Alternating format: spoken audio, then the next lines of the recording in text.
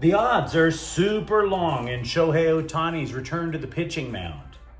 Despite a flood of rumors, the Rams should probably take a breath before their next move. And it turns out there was more than the obvious trade that made a big difference for the Lakers this year. Good morning. I'm James. This is your daily dose of sports and snark for the greatest sports city in the world, Los Angeles. This is the faithful Angelenos Morning Report.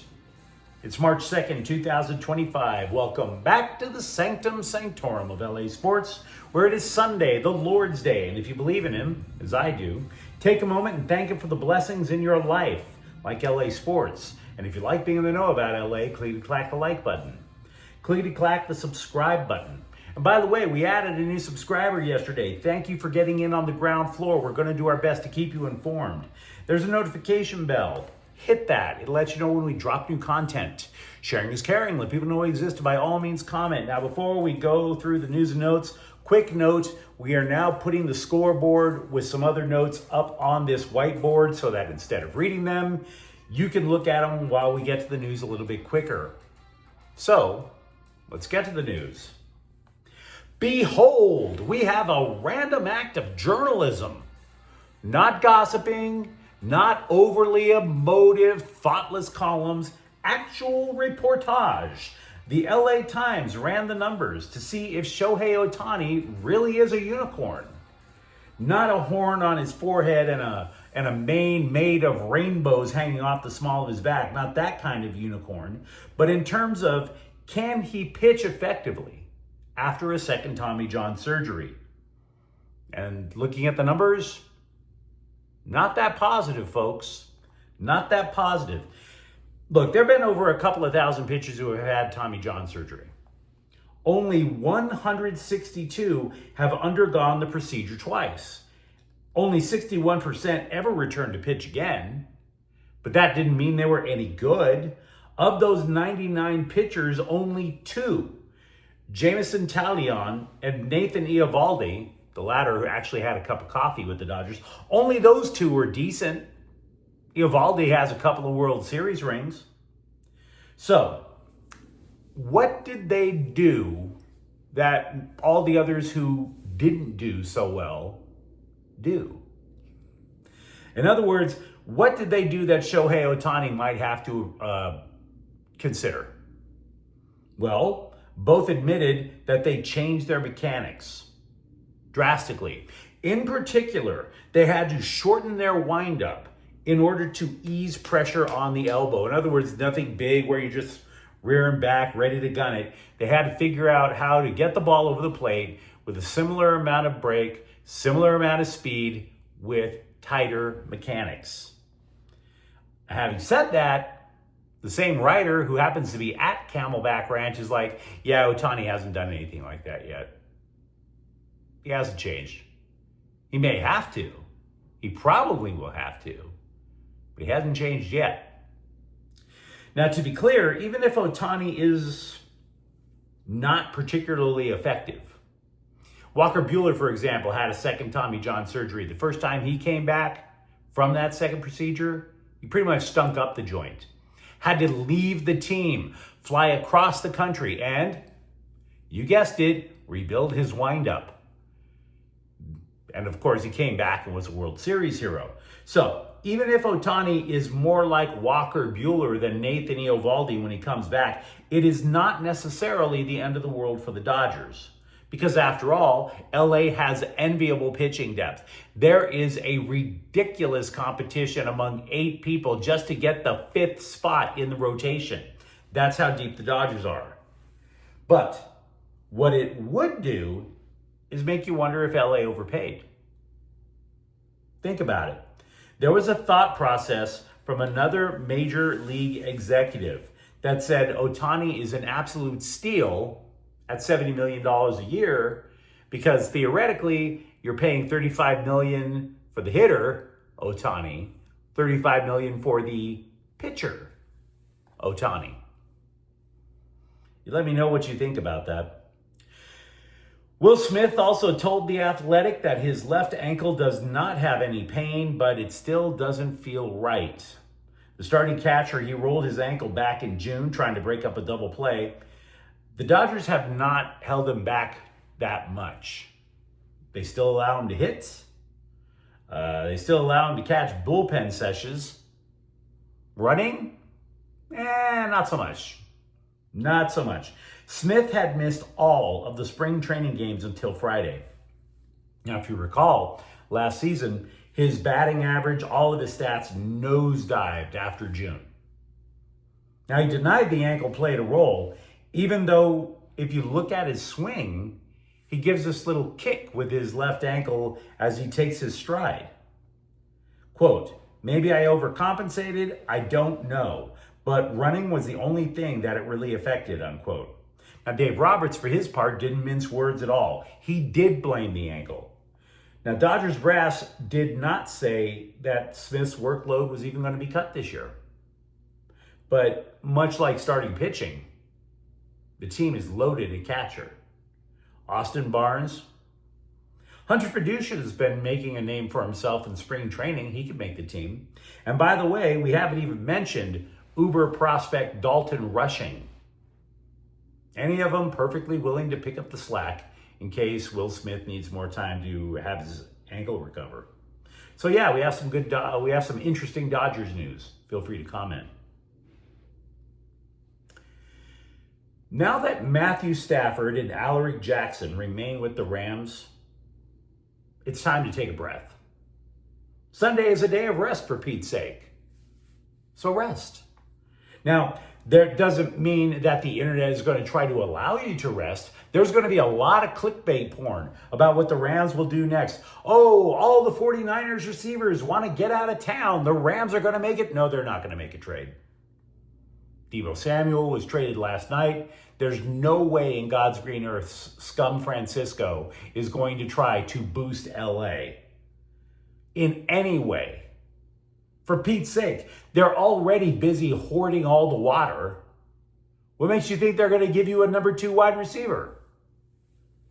Now, yesterday, I was just speculating in the aftermath of Stafford saying he was staying in LA, and I was speculating that the Rams now might want to trade down from their first-round pick. They're 26th. General manager Les Snead looks at late-round, first-round picks as if he's saying, whatever, it's a second-rounder. You're going to get somebody in that same talent level. This isn't exactly a can't-miss prospect. So if that's the case, maybe you get somebody to panic. Maybe you get somebody to give you a couple of second-rounders for this pseudo second-rounder in the first. Even a second and a third. The Rams have done that before. The way Les Snead looks at it, what's the difference? You may as well get more picks. But there is another option out there that we did not discuss yesterday. F the picks. Right? When the Rams were only a player or two away from really blasting open their Super Bowl window, they did that before. They sent a ton of picks away when they acquired Jalen Ramsey from Jacksonville, for instance. But in order to F your picks, you have to know something else first. How much cap space do you have? We still don't know how much the new Matthew Stafford contract is going to be. Why? Because there is a framework in place. The numbers have not been filled in yet. Stafford's people and the Rams are still haggling it out. This is according to the NFL Network. We do know that the Rams will get some cap relief if they trade Cooper Kupp. Same for trading away Jonah Jackson. But until we know more about the cap situation, we all need to slow our roll about trade gossip. Also, with Stafford, his drama queen podcasting wife had a response that 2 news outlets reported, but I didn't even bother to click the link. Don't care. Look, when I see yet another article about Kelly Stafford emasculating her husband or selling out his teammates just for podcast clicks, can I be real with you? When I was a comic, I had the pleasure of meeting Ron White at the Blue Collar Comedy Tour. And I want to paraphrase a bit that he used to do, where he was telling guys, don't marry on looks alone. Don't do it. Because you see, thanks to modern medicine, you could take a girl, and if you really like certain body parts, you could literally rebuild her from the ground up. You could take that model's behind and put it on that girl over there. Maybe she's added weight. Happens to all of us. There's tummy tucks, mommy makeovers. Take Ozempic. Lots of options to fix looks. But let me tell you something, folks. You can't fix drama queen. There's not a pill you can take. There isn't surgery. Drama queen is forever. Thank you, Ron White.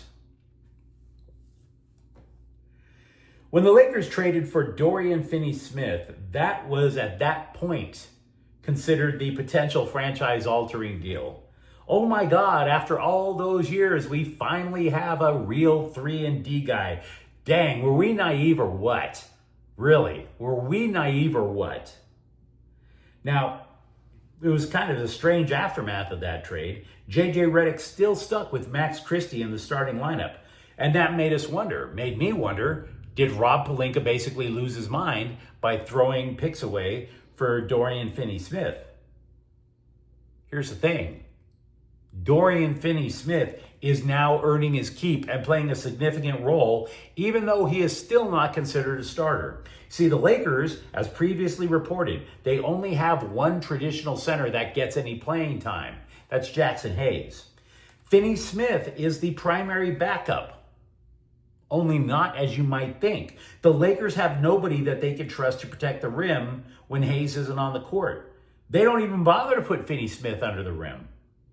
What Finney-Smith is out there to do is to keep an opponent from getting to the hoop. In other words, everybody on the court has to keep their head on a swivel so that when Hayes isn't on the court, because if an opponent gets his cut right, there's a clear path to the hoop. And the only person who can get there in time to defend the shot, or for that matter, maybe the Lakers trap and they send double teams to keep somebody from getting to the hoop, that person's Dorian Finney-Smith. Austin Reeves could return to the Lakers as soon as today. They ran an MRI on his right calf. The result, no structural damage. He's considered day-to-day. Lakers are on a 5-game winning streak. Look, the bottom line is he's obviously important. He's not just a cult favorite. He's established himself as the legit third option in the scoring pecking order. Jordan Miller gets a promotion. The Clippers' second-round pick in 2023. He split his time between LA and the Clippers' G League affiliate out in Oceanside. Now, with the real Clippers in LA, he averaged 4.7 points per game in 70 games. To make room for the guy and his new salary, the Clippers waived Kai Jones and Marjon Beauchamp. LAFC has added to its midfield with yet another former Galaxy player. Adam Saldana was part of the G's for 3 years. He only started 5 times. So I'm not sure how much of a diff he's going to make. But you let me know what you think in the comments thread. Talk to me, for example. Are you confident that Shohei Ohtani can pitch like his former self while throwing like his former self? And for that matter, are you hyped up about what the Rams will do next? Or are you like, yeah, it's a pretty good idea just to relax for a few days? And if you enjoyed the content, don't forget to subscribe to Faithful Angelenos. We're talking LA sports every single day here. Thank you for watching. I'm James. We'll be back tomorrow. Faithful Angelenos is a Quien Corte El Queso production. Take care.